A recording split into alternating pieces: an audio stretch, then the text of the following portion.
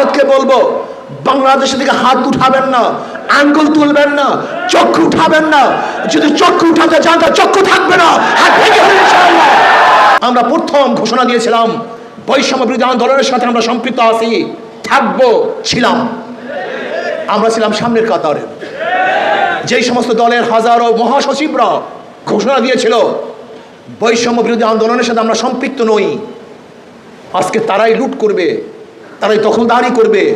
আর আমরা যারা রক্ত দিয়েছি, জীবন দিয়েছি, অংশগ্রহণ করেছি, আমরা তাদের দখলদারি বন্ধ করতে পারবো না।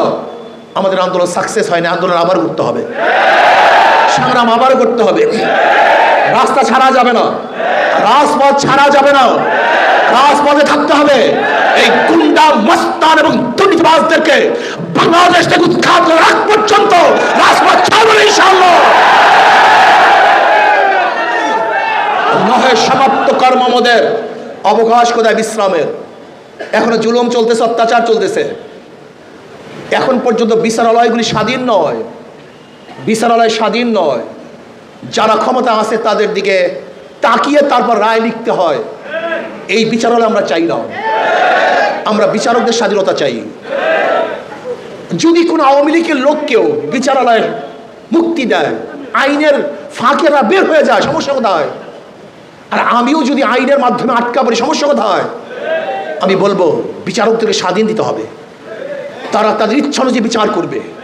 প্রেশার ক্রিয়েট করা যাবে না। যদি বিচারের উপর আপনি প্রেশার ক্রিয়েট করেন তাহলে মনে করতে হবে যে এই কূপ আপনি খনন করেছেন, এই কূপেই আপনি পড়বেন। যেরকম আওয়ামী লীগ গোটা বিচারালয়ের স্বাধীনতাকে হরণ করেছিল, তারা হরণ যদি না করত, বিচারকদের স্বাধীনতা দিত, আজকেও তাদেরকে ধুকে ধুকে জেলখানায় মরতে হইতো না। কিন্তু যারা স্বাধীনতার হরণ করেছিল, আজকে সেই খাদের মধ্যে তারাই পড়তেছে। আজকেও যারা ক্ষমতা আছেন, আপনারাও যদি বিচার বিভাগকে স্বাধীন না করেন তাহলে মনে করতে মান হাফারা হুফেরাও, যে যে কুয়া খুদে সেই কুদায় আপনাকেই পড়তে হবে। এর জন্য বিচার স্বাধীনতা চাই, বিচারকদের স্বাধীনতা চাই। তারা বিচার করবে স্বাধীনভাবে, কারোর দিকে তাকিয়ে তারা বিচার করতে পারবে না। আমরা স্বাধীনতা চাই প্রত্যেকটা মানুষের, আমরা স্বাধীনতা চাই প্রত্যেকটা গোষ্ঠীর, আমরা স্বাধীনতা চাই এই বাংলাদেশের জনগণের। এই বাংলাদেশের জনগণের স্বাধীনতার জন্য প্রয়োজন হলো ইসলাম। ইসলামের বাহিরে কেউ স্বাধীন করতে পারে না, কাউকে তার অধিকার প্রতিষ্ঠিত করতে পারে না। এর জন্য ইসলামকে যদি আমরা প্রতিষ্ঠিত করতে পারি, আদর্শবান ব্যক্তিকে যদি ক্ষমতায় বসাতে পারি, তাহলে এদেশের মানুষ শান্তি পাবে, মুক্তি পাবে। আজকে পিলখানা বিডিআর হত্যা, এটা পরিকল্পিত ছিল। পিলখানার বিডিআর হত্যার পরিকল্পিত ছিল। হাজারো নির্দোষ মানুষ জেলখানায় ধুকে ধুকে মরছে, হাজারো নির্দোষ বিডিআররা চাকরি হারিয়েছে। আমি অন্তর্বর্তী সরকারকে বলবো, পিলখানার ঘটনাকে সুষ্ঠু তদন্ত করে যারা দোষী তাদেরকে শাস্তির ব্যবস্থা করুন, আর যারা দোষী না তাদেরকে ছেড়ে দেওয়ার ব্যবস্থা করুন। আমি বলবো অন্তর্বর্তী সরকারকে শক্ত হাতে দেশ পরিচালনা করেন। কে ক্ষমতায় আসবে? অনেকেই ভেবেছেন যে আমরা ক্ষমতায় আসতেছি। আপনি কি ভেবেছেন 2024-এ 5ই আগস্টের আগের অবস্থা আর 2024 5ই আগস্টের পরের অবস্থা এক না।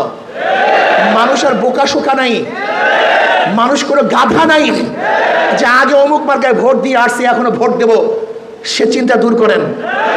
এখন মানুষ দেখবে কোন দলের মধ্যে দুর্নীতিবাজ নাই, গুন্ডা নাই, বদমাশ নাই, খুনি নাই, ধর্ষক নাই, মানুষ সেই দলকে গ্রহণ করবে। কোন গুন্ডা এবং লুটেরা চাঁদাবাজকে দেশে মানুষ ভোট দেবে না ইনশাআল্লাহ। আমি অন্তর্বর্তী সরকারকে বলবো পিআর সিস্টেম নির্বাচন করুন, পিআর সিস্টেম নির্বাচন দেন, সংখ্যানুপাতিক হারে নির্বাচন হবে, প্রত্যেকটা মানুষ মার্কায় ভোট দিবে। যদি মার্কায় ভোট দেওয়ার ব্যবস্থা করুন তাহলে কালো টাকার সরাসরি হবে না, পেশি শক্তি ব্যবহার করবে না, মানুষের অধিকার বাস্তবায়ন হবে, প্রত্যেকটা মানুষের ভোট কাজে লাগবে। এর জন্য আমি অন্তর্বর্তী সরকারকে বলবো অবশ্যই পিআর সিস্টেম নির্বাচন দিতে হবে। প্রিয় ভাইয়েরা আমার, বরিশালের মানুষ,